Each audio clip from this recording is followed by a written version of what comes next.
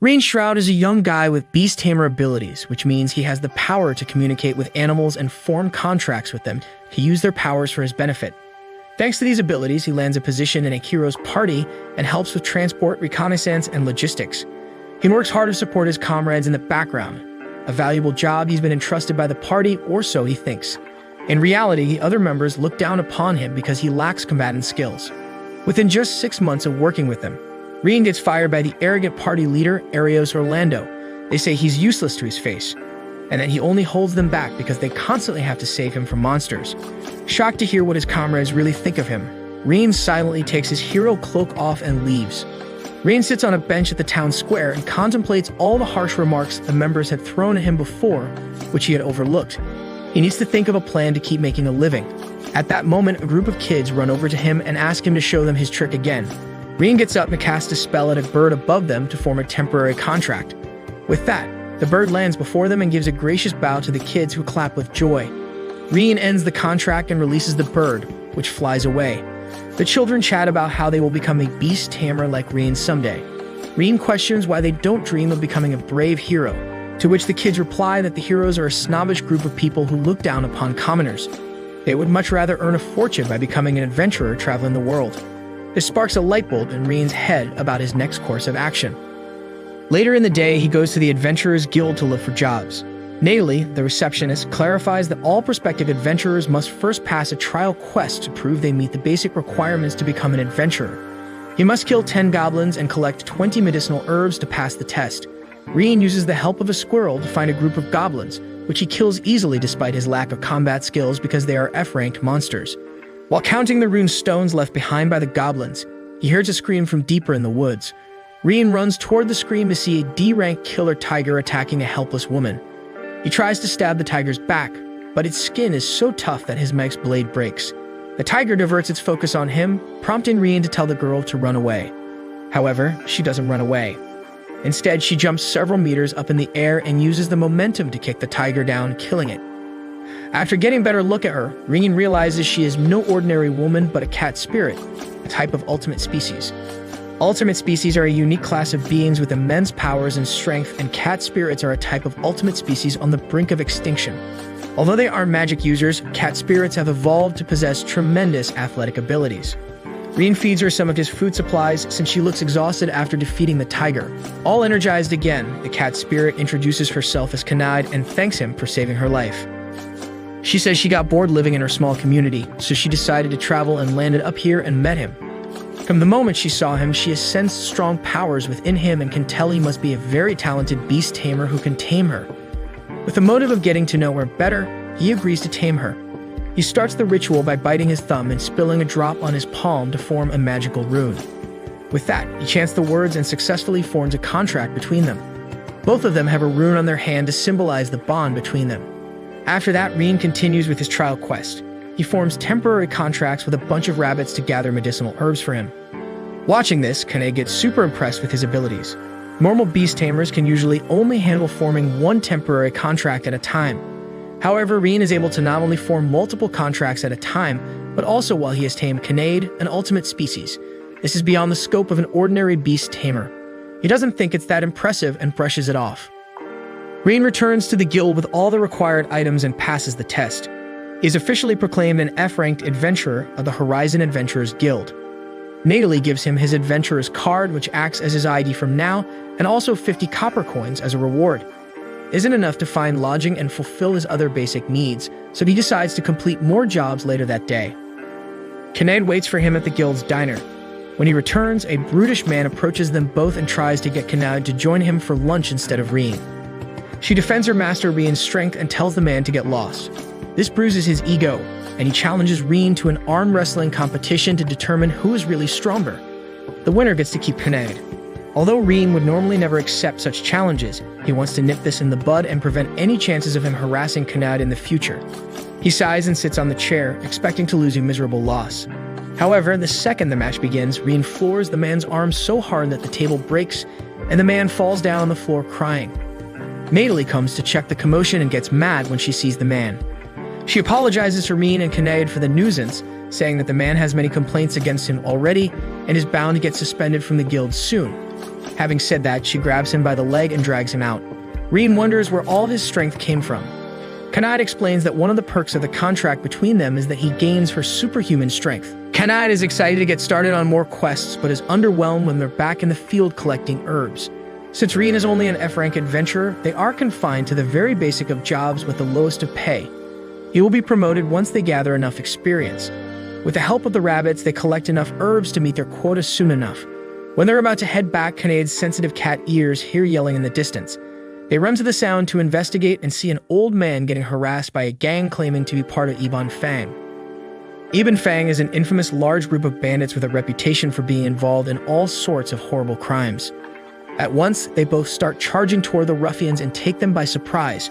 Reen takes care of all the bandits with his newfound strength, and Kanad checks on the old man. The old man warns them to run because everyone who defies the Ibn Fang end up getting tracked down and killed as revenge. Hearing that, Reen decides to hunt them down first. Kanad expresses her concerns of him aiming too high, but he assures her he has a plan. A squirrel leads them to the Ibn Fang's heavily guarded hideout. Reen forms a temporary contract with an Arby, a special type of bee with a very potent paralytic sting that can immobilize a man for 12 whole hours. He asks Kanad to go back to town and bring adventurers and knights in the meantime to help arrest all the criminals. Once she races off to get reinforcements, the RB brings back hundreds of its hive mates.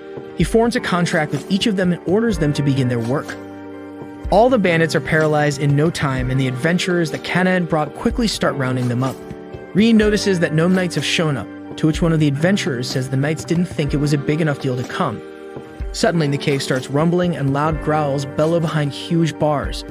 3 giant C-ranked monsters called king lizards break out of the bars. Such a scenario is a crisis for even the most seasoned adventurers, but Reen and Kanad beat them up like nobody's business while buying time for the others to take the bandits out and escape. The duo exits the cave to cheering and applause from the other adventurers, making it the first time Reen's work has been appreciated. Meanwhile, Reen's former party members yell at their newly hired beast Tamer for not conducting the reconnaissance properly and endangering the other members' lives as a result. The newbie says their demands have been unreasonable because they expect him to tame 10 to 20 animals at a time. He claims that beast tamers can't handle more than 1 or 2 at once because their brains get fried if they exceed their limit. However, the heroes, being accustomed to Reen's abilities, believe the man is lying and fire him on the spot. The task of arresting and transporting all the bandits takes almost a whole day. The taking down of Ibn Fang is considered so impressive that the guild invites Reen and specially promotes him to an E-rank adventurer and rewards him a generous amount of silver coins. They splurge their money on new equipment, eat a luxurious meal, and finally rent a room for lodging that night. A nice break from camping. A week passes since he met Kanad, and their quests have been smooth sailing so far. One day, Natalie gives them a quest to get rid of a trouble marker called the Guard Dog that is tormenting people who try to cross the Stride Bridge, the only path to trade from the central continent, where he is from, to the southern continent. Reen doesn't want to pass on the lofty prize of 5 gold coins and gladly accepts it. Reen tries to get information about the identity of the guard dog, but nobody is willing to share. So with no prior knowledge, him and Kanad go to the bridge. As soon as they arrive, a giant red dragon lands in front of them and turns into a woman who tells them to fight her. She admits she is the so-called guard dog and identifies herself as Tanya, one of the dragonoids. It is custom for the dragonoids, one of the ultimate species, to set out on a journey once they turn 15 to train and become strong. She has been waiting for a worthy opponent to fight at the bridge. She challenges them to a 2-on-1 fight, before which she refuses to leave the bridge. She begins by attacking Reen, but he just barely blocks her. She follows it by blowing fire toward them, causing Kanad's tail to get burnt at the tip. Upset, Kanad jumps at her and the two get into a catfight. Pun intended. Both the girls are on equal footing, so Reen tries to step in to tip the balance toward their favor, but Tanya surprisingly grabs them both and flings them into the air and launches a powerful firestorm at them. Kanad grabs Reen mid-air and uses her athletic abilities to dodge the flames and safely land them on the bridge. Having come up with a plan, he asks Kanad to buy him some time. Fully trusting him, she fights Tanya head-on while Reen runs off to the side and looks for the bird he spotted when he was flung in the air by Tanya. He finds it and forms a temporary contract with it. He asks it to bring its friends, each of which he tames as well. Upon his instruction, the birds swarm Tanya and pick on her. Tanya only finds them a mere annoyance and shoos them away. Of course, a dragonoid can't be hurt just by birds. However, before she can take another step, she crumbles to the ground. Reen explains that they are pedo birds, and their colorful plumage signify that they are poisonous. Unable to lift a finger, Tanya accepts defeat. Reen asks her to promise not to cause problems at the bridge again and to come with them once she's recovered. First, they go to the guild to inform Natalie that the matter has been taken care of. Natalie praises them and promises to give them their reward once the guild verifies the claim. She notices Tanya's horns and questions who she is. Reen quickly covers her and claims she's a normal human they met during their quest, and that she's only wearing a costume. If a town finds out there's a dragon in the area, everybody will panic. Next, he escorts her to the woods and asks Tanya to go as far away as possible from the town to continue her training. She is taken aback by this because she expected to be sold by him. Charmed by his kindness and ability, she asks to join them on their adventures for her training. Jealous Kanad hesitantly agrees to her request, and Reen is more than happy to grow his party. With that settled, Reen forms a contract with Tanya as well and tames her. Later that night, Arios and his party return to the town after an unsuccessful week of exploring the woods. They ran into many obstacles because they couldn't handle the jobs Reen would normally do. Arios decides to take advantage of Reen's niceness by asking him to join the party again, so that they can use him to clear the lost woods and abandon him after. Good luck with that. Anyway, the first quest that the trio does together is exterminating slimes. Slimes are F-rank monsters that any adventurer can kill and are largely ignored. Due to this, their populations sometimes burst and they swarm the town, causing a lot of inconvenience. The trio finds it harder than expected to find many slimes, so Reen employs another strategy. He uses the Assimilate skill to transfer his consciousness to the bird temporarily, a skill that other beast tamers can't perform according to Kanade and Tanya. This allows him to use the bird's body and observe things from its perspective, while his actual body dozes off. He goes off to find slime swarms from an aerial view while Canada and Tanya look after his body. They all gather around a large swarm he found. Tanya asks him if he can cast any spells, to which he says he knows the beginner stuff but can't handle more advanced ones. She tells him to cast Fireball on the swarm. He knows it won't be enough to kill the entire swarm, but tries anyway. He concentrates and yells out, "Fireball!" To his surprise, and unleashes a giant fireball that eliminates all of them. Tanya's hunch turns out right. She guessed that since he acquired Kanade's superhuman strength after forming a contract with her, he also would have acquired Tanya's dragonoid fire magical abilities. Since he's not used to using magic, they use the rest of the quest to improve his control over casting spells. After completing the quest, they get a whole lot of money, which they spend on a lavish dinner. Over dinner, Reen shares that he learned his beast tamer skills in his hometown. He used to live in a nameless village of entirely beast tamers, including his parents. So there was never a moment in his childhood when he wasn't exposed to the art. However, his hometown doesn't exist anymore. One day, when he was just 12 years old, he went off to practice beast taming alone in the woods. Only when he was returning late in the evening did he notice the sky had turned red in the distance and a large area was on fire. His gut feeling told him that something was wrong, and he started running home. When he arrived, he saw the whole village covered in ashes and everybody he knew dead. While he was gone, the village was attacked by monsters. An adventurer party rescued him and took him to an inn where he would earn his keep by doing chores and odd jobs for years. This was his life until less than a year ago when Hero Arios recruited him to his party. He had accepted his invitation without hesitation, hoping to make a difference and prevent tragedies like the one that befell his hometown. However, he now realizes that they were just using him. Hearing his story, Kanade and Tanya are proud to have him as their master. Their next quest is to eradicate orcs around the town. Orcs are E-rank monsters that are similar to goblins but are much smarter and often use weapons. They clear several bands of orcs with ease, causing Tanya to take the mission very lightly. However, she gets ambushed by orcs when she least expects it and gets saved by Reen and Kanad. Tanya panics over Reen's minor injury, but he tells her not to worry and heals it with his enhanced healing powers. The incident seems to affect her deeply, and she is too ashamed to show her face to Reen once they return to the town. He walks up to her and asks her what's wrong. She immediately apologizes for letting her guard down and causing him to get injured. He accepts it with a big smile and asks her to be careful the next time because he and Kanad care about her. His kindness leaves her speechless and blushing. They breeze through their quests the next day and start heading back to town. On their way, they run into none other than Arios and his party. Reen reflexively decides to turn the other way and take another route, but Arios stops him. The party is shocked to see him with two ultimate species. Arios tells him that the party ran into problems trying to explore the lost woods on their own and condescendingly asks him to join the party again to provide his services. Thankfully, Reen knows his worth and firmly declines their offer. Seeing him walk away, one of the heroes tells him to wait. She says that their mission in the He accepts it with a big smile and asks her to be careful the next time because he and Kanai care about her. His kindness leaves her speechless and blushing. They breeze through their quests the next day and start heading back to town. On their way, they run into none other than Arios and his party. Reen reflexively decides to turn the other way and take another route, but Arios stops him. The party is shocked to see him with two ultimate species. Arios tells him that the party ran into problems trying to explore the Lost Woods on their own and condescendingly asks him to join the party again to provide his services. Thankfully, Reen knows his worth and firmly declines their offer. Seeing him walk away, one of the heroes tells him to wait.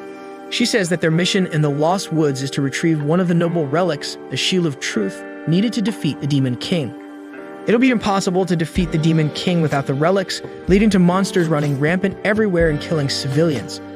The thought causes Reen to remember his childhood trauma and forces him to accept their offer. Tanya and Kinnaid intervene and demand an apology from Arios to Reen for mistreating him. The hero is too prideful to ask for forgiveness from him and demeans the girls by calling them Reen's pets.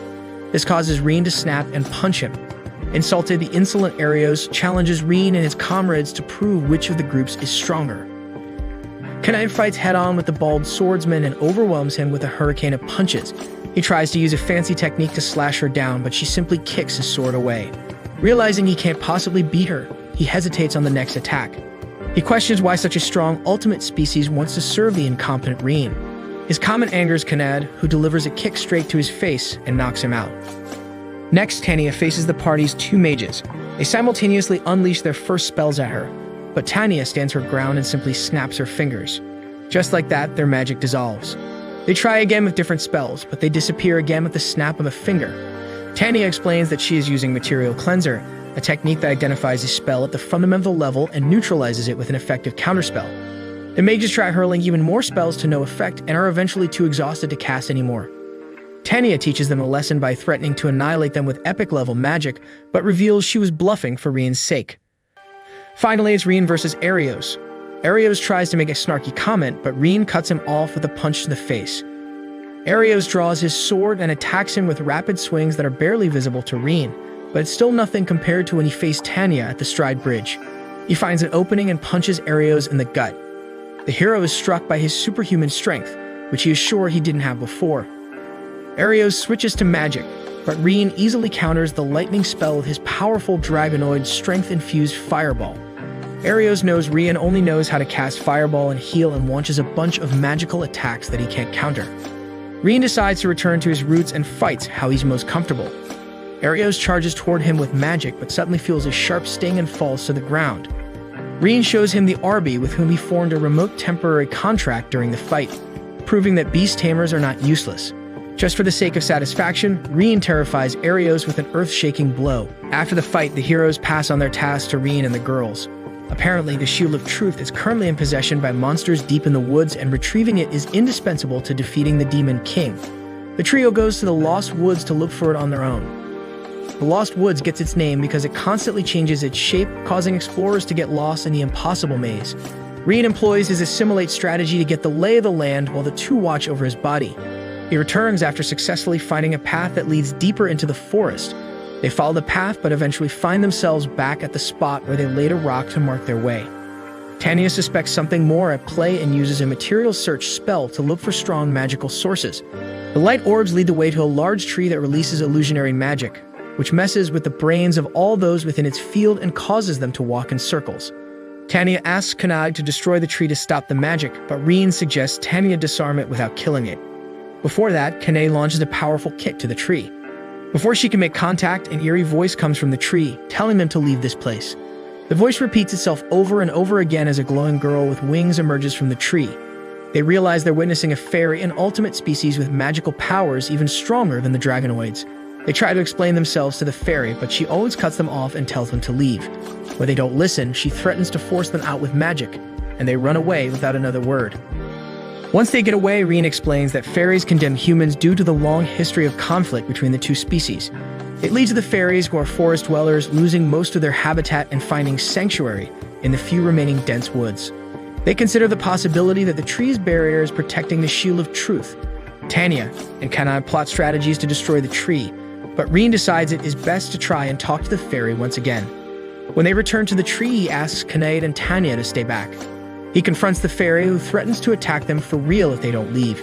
Rien accepts the attack to show he is sincere in his wish to talk to her. The fairy unleashes a bunch of arrows that graze him, but he remains standing in place with a smile. This shocks the fairy for a moment, and he uses the opportunity to convince her he has good intentions. However, she snaps out of her confusion and launches another attack. This time, Kinnaid and Tanya block the attack and appeal to the fairy by telling her about all the kind things he's done for them. This piques the fairy's interest, and she decides to hear them out. She introduces herself as Sora. After learning of their intention to find the Shield of Truth, Sora reveals herself to be the one who erected the tree's barrier but still refuses to lower it because the barrier protects the fairy's village from being discovered. Also, it's not monsters but fairies who protect the Shield of Truth. Since it is required to kill the Demon King, she hands it over to them. Her hate for monsters runs deeper than her hate for humans. Hence, retrieving this relic turned out much easier than expected. The trio thanks her and makes their way back, but Rien can't shake the feeling that she looked uneasy and returns to ask her if something's wrong. Although hesitant at first, Sora reveals she has a twin sister, Luna, with whom she used to maintain the barrier. However, a few days ago, they left the barrier together for a short period to do something else, but ran into a monster from the Demon King's army called the Shadow Knight. They were unable to defeat it, and it captured Luna and demanded Sora to lower the barrier and reveal the village in exchange for Luna. Unable to turn against all their folk, she ran back to the village and begged the leader for help. But he chose the village's safety over Luna and ordered Sora to ignore the monster's ultimatum. Although she was bound to listen, she can't bear to leave her sister in the monster's hands. Kinnaid and Tanya wonder how two fairies couldn't beat the monster. Rien explains that even though Shadow Knights are C-rank monsters that would otherwise be easily defeated by ultimate species, they have the nasty ability to absorb all magic, making them impossible to defeat by fairies who solely rely on magic. They agree to help Sora get her sister back. Sora shows them a way to the Shadow Knight. First, Rien draws its attention by throwing a fireball at him, and then he and Kinnaid ambush him with physical attacks. The monster guesses they've come upon Sora's request and goes to kill chained-up Luna for the betrayal of their terms. However, Tanya protects her from the attack and frees her from her bounds. Tanya escapes with Luna in her arms while Rien and Kinnaid hold the knight off. None of their attacks are enough to defeat the knight, so Rien comes up with a plan. He forms another temporary contract with an Arby colony and asks them to attack the Shadow Knight. Although their sting won't work on the monster, their swarming distracts it. During that time, Rien uses his special Beast Tamer ability, Boost, to temporarily enhance Kinnaid's powers. With pure strength running through her veins, Kinnaid strikes the Shadow Knight with a force that finally destroys it. With the monster defeated, the trio returns Luna to a much-relieved Sora. Although they look completely identical, their personalities are the total opposite. While Sora has a gentle and elegant demeanor, Luna is more open and coarse in her behavior. Sora decides they can't return to the village that abandoned Luna but have nowhere else to go. Kinnaid invites them to their party. Rien agrees but doesn't want to seem forceful due to the long hatred between fairies and humans. However, they trust Rien to be an honorable human being and request he form a contract with them. He has no prior knowledge on how to tame fairies, making it much harder to form a contract with them. The effort makes him go faint, but the fairies hold him up and greet their new master.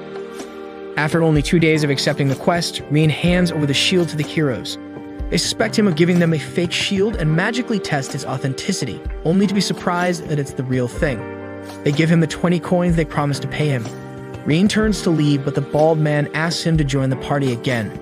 Arios get enraged that a member invited him without seeking his approval first. The bald man argues that they clearly need Rien's help to defeat the Demon King successfully, and the other members begrudgingly agree.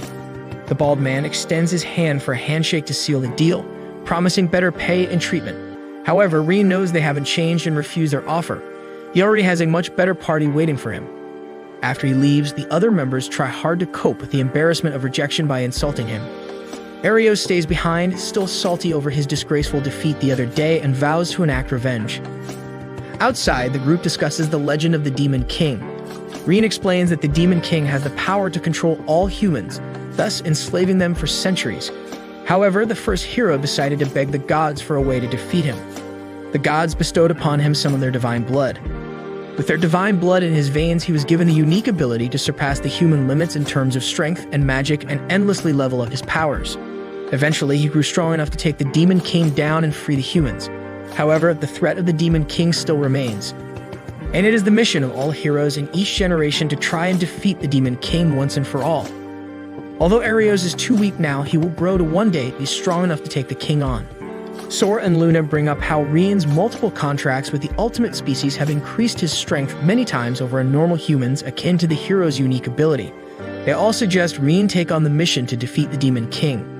He admits he would do it if he could, but since it is a big decision, he wants to take some time to make up his mind. One day, the crew thinks it's about time Rian buys some equipment to increase his fighting capabilities. It's the first time Sora and Luna step foot on the town's streets, and they get overwhelmed by seeing so many humans around them. However, they realize there's nothing to worry about after seeing Tanya and Kana get along with the locals. They visit the best equipment shop in town, where all the weapons are crafted by a rather unfriendly dwarf. Rian browses the shelf and picks up a dagger, saying he's the most comfortable wielding one. However, when he unsheathes it, he notices something odd. At that moment, a bubbly young man plops a bag of gold coins on the dwarf's counter and asks for his best weapon. The dwarf picks up a beautiful sword from a collection of identical swords and gives it to him. Pleased with its appearance, the man thanks him and leaves with satisfaction. Rian walks up to the dwarf and asks him if he really gave his best weapon to that man, elaborating that although it's good for a trophy, the sword and all the other weapons in the shop appear to lack something necessary for a real fight. The dwarf glares at him for some time but then bursts out laughing. He admits that the ones put up for display are average weapons that he can craft with one hand. You see, everybody comes into the shop expecting the best weapon without even considering their own abilities and compatibility with the weapon. He believes it is reasonable for him to want a worthy buyer to take his best crafted weapons. He has a separate collection of weapons he's given his all to crafting, but only those who pass his test can see it, while saying that he unveils a set of high-grade weapons with a unique glow. He is so impressed with Rian that he offers to make a special weapon for him, but he lacks the materials. He says that he needs the ultra-precious mithril ore to craft the perfect weapon, but the mithril mountain passed down to him by his family suddenly ran out of its supply. The sudden stoppage of mithril is unusual, so he suspects something is wrong with the mine. They offer to go investigate the mine for him. Happy, the dwarf accepts their offer and introduces himself as Gams Stoloff. He asks how much they want to be paid as reward, and Rian says he would like his best weapon. Considering it the best answer, Gans accepts his request. After hiking a long way, they finally reach the mithril mine, which looks abandoned at first sight. Still, Rian makes them hide because he suspects there are illegal miners inside, because it is odd that the mithril supply would stop altogether rather than slowly dwindle. Suddenly, a large bird swoops over them and makes a loud call. His suspicions prove correct when two men come out of the shaft to investigate the call. Kanad and Tanya immediately knock them out, making it impossible for him to extract information from them. Sora and Luna offer to peek inside the men's memories with magic and see that a total of 7 adventurers have been illegally mining the mithril for some time. Kanan wonders how they were found out, to which Rian answers that the bird was probably under the control of a beast tamer who was part of the illegal mining. The other miners inside get antsy because the 2 they sent haven't returned yet. The mage in the group casts a fire spell inside the passage that Rian's party walks through. Luna and Sora cast a powerful barrier to shield it. The rest is a piece of cake for the different ultimates, and they bind all the criminal adventurers. Rian punches the other beast tamer and tells him to surrender. However, he doesn't back down and snaps his fingers to summon a behemoth, a B-rank monster. Usually they are untamable because monsters have a natural hatred towards humans, but this beast hunter tamed it when it was a child, so it doesn't have any hatred towards him. The behemoth's attacks cause tremors inside the mine, threatening the shaft to collapse. Everyone except Rian escorts the bound adventurers out of the shaft, and Kanad comes back to assist Rian. Rian will face the monster come out of the shaft to investigate the call. Kanad and Tanya immediately knock them out, making it impossible for him to extract information from them. Sora and Luna offer to peek inside the men's memories with magic and see that a total of 7 adventurers have been illegally mining the mithril for some time.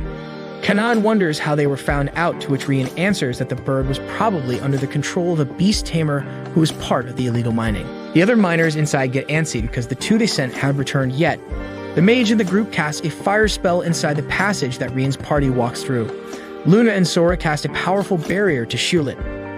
The rest is a piece of cake for the different ultimates, and they bind all the criminal adventurers. Rian punches the other beast tamer and tells him to surrender. However, he doesn't back down and snaps his fingers to summon a behemoth, a B-rank monster. Usually they are untamable because monsters have a natural hatred towards humans, but this beast hunter tamed it when it was a child, so it doesn't have any hatred towards him. The behemoth's attacks cause tremors inside the mine, threatening the shaft to collapse. Everyone except Rian escorts the bound adventurers out of the shaft, and Kanad comes back to assist Rian.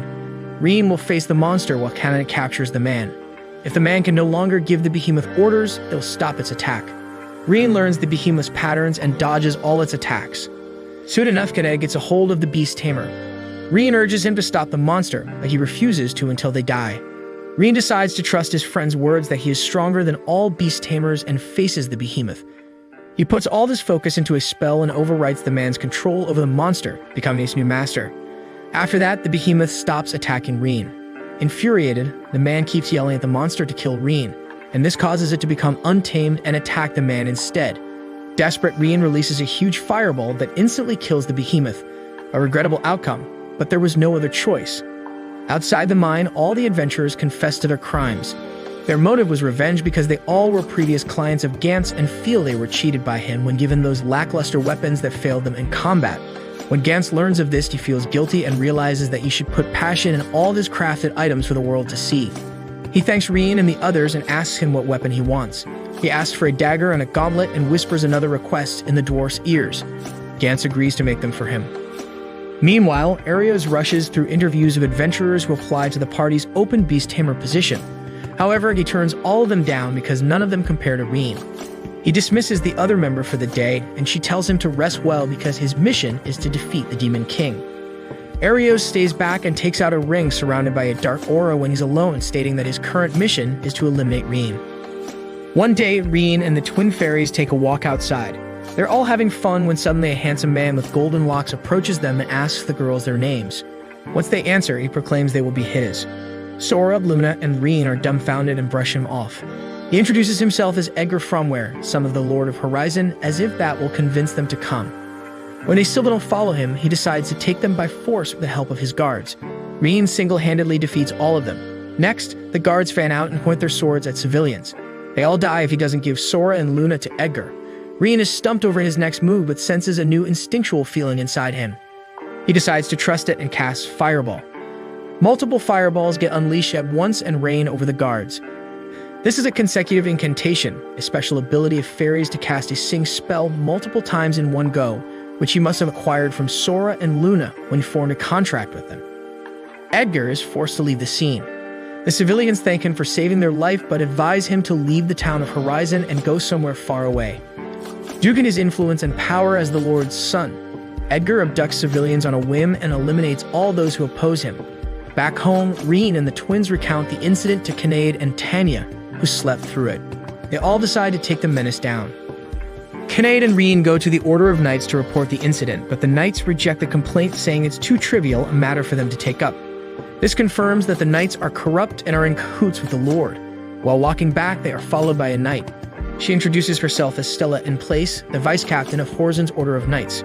She hates that the Lord's family has corrupted the Knights and made them forget their moral duties, with Captain Guylet being no exception. She wants to restore the Order to their former dignified state and believes Reen and Kinnaid, the rumored adventurer and cat spirit that took the Ebon Fang, can help her. They are happy to accept her idea. Stella and Reen's party craft an elaborate plan to trap the Knights in one fell swoop.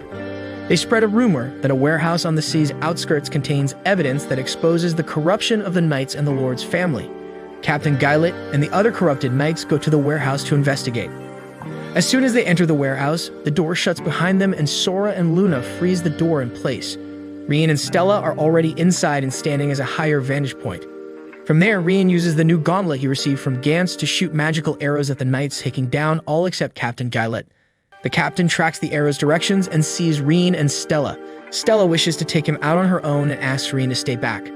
Guylet fights her with brute force, belittling her for turning her back against him, but she gains the upper hand and slits his throat. Shortly after, Edgar receives word of everything that happened. He gets so furious that he beats up one of the abducted girls with foxtails. Arios enters his room through the open window and says he's a fellow Reen hater. He gives him the ring with the dark aura, saying it has the power to bring death to its target.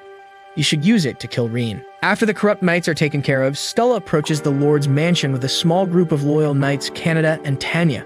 They demand entry, but the guards circle them, ready to fight. In reality, this upfront confrontation is a distraction while Sora, Luna, and Reen sneak into the mansion from the back and free the kidnapped. Luna uses material search to locate the abducted civilians by detecting the traces of their magical powers. They find a bunch of signatures below them, as would be expected from a group of prisoners. but she also notices a strong magical presence above them equal to their level. Reen decides to investigate the source of the powerful signal while the twins find and teleport the victims away. Reen enters the room with a powerful signal to see a dark cell. Inside, he sees a girl child with fox ears and 3 foxtails, a telltale sign of the ultimate species called demigod. She looks starved and weak with bruises all over her body. The saddest thing of all is that she looks frightened of Reen. He breaks through the cell and heals her with his magic. Grateful, she hugs him and introduces herself as Mina. She shares that she was captured by Edgar after he blackmailed her by threatening to hurt the innocent people in her village if she didn't go with him.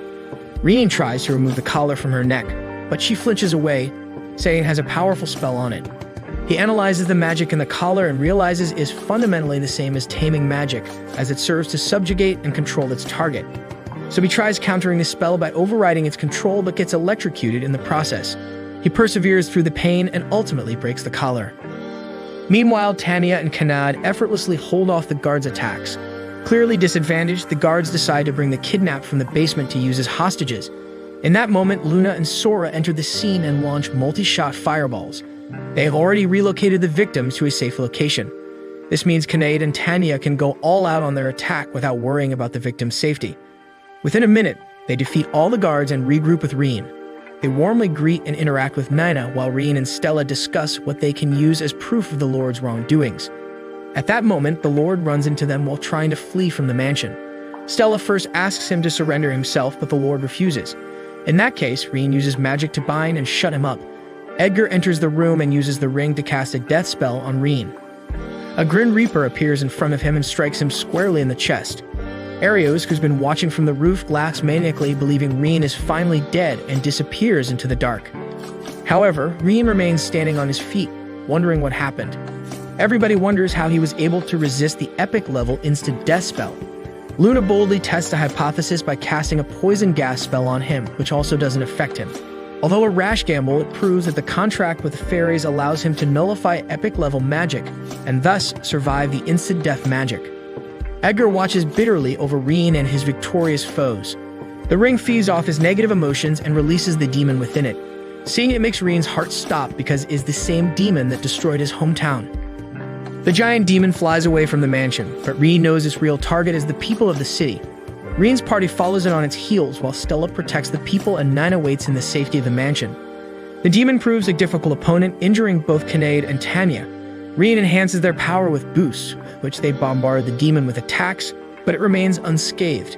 It keeps summoning groups of monsters to attack them. Defeating the demon looks to be impossible.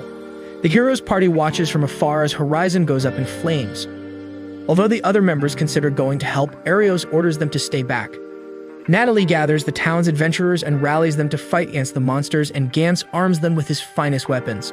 With the help of the adventurers, Reen's party cuts down the number of monsters. Sora and Luna employ the help of Stella to round up the civilians so that they can mass teleport them to a safe place. They are hesitant to get into the portal at first when they learn the twins are fairies. However, a few individuals recall their positive interactions with the girls and trust them enough to walk into the portal. Thanks to their initiative, the other civilians also walk into the portal. After the first wave of teleportations, a horde of monsters invades the area. Sora continues teleporting people while Luna faces the monsters with Stella and her knights. Nina watches the chaos the entire time while battling an internal conflict on whether she should fight or stay put. At this point, Reen and the others hit a brick wall and need to get closer to the demon to inflict any damage on it. Tanya's dragon form is too big of a target to risk flying him toward the demon. Nina runs up to Reen and tells him she wants to help. She uses her instant teleport ability to get him up close and personal with the demon. Her ability is so fast that she can zap him from one spot to another within a second, effectively dodging all the demon's attacks. Reen uses boost on himself to enhance his powers. With the boost, he magically binds the demon and, with great effort, overwrites the control over all his minion monsters so that they obey him. Miraculously, it works, and he orders them to turn on the demon and attack him. Their combined ambush overwhelms the demon, and he is finally defeated. The repeated teleportation takes a toll on little Nina, and she goes out cold, but Tanya swoops in to save them from free-falling to the ground. This marks the victory of Reen's party and the knights over the demon. The civilians of the town quickly start rebuilding their town after the attack. Luckily, Horizon is a big town that can jump back up in no time, and Kanad's superhuman strength tremendously helps in construction. Stella is officially appointed the captain of the Order of Knights in the Horizon Division, while the corrupt knights are carted off to the capital for punishment. Even though Tani had been hiding her true identity as a dragonoid, it turns out that people caught on a while back. Despite being fairies, the town accepts Sora and Luna, and they fit in seamlessly. Later, upon Nina's request, Reen forms a contract with her, and she becomes the newest member of their party. Further, he gets promoted by the guild to a C-rank adventurer for all his amazing work. Now that his party has grown pretty big, they buy a house to serve as their home base, a common practice among adventurer groups. The house turns out to be haunted, but they befriend the ghost and make her a member of their party as well. The hero's party tries to get rations from the town for free, but their extortion doesn't work, and the civilians drive them out after ranting over how they were of no help during the demon attack. Oh my, how the turntables. The party celebrates their housewarming with a feast. The warmth and comfort he feels around his friends feels almost new, but he realizes he hasn't felt like this since he lost his parents and hometown. The feeling makes him break into tears, but they're there to wipe them for him and continue to celebrate. Reen cannot wait to go on many adventures with his amazing companions. That's it for this video. Make sure to like and subscribe for part 2 and watch this next video on screen.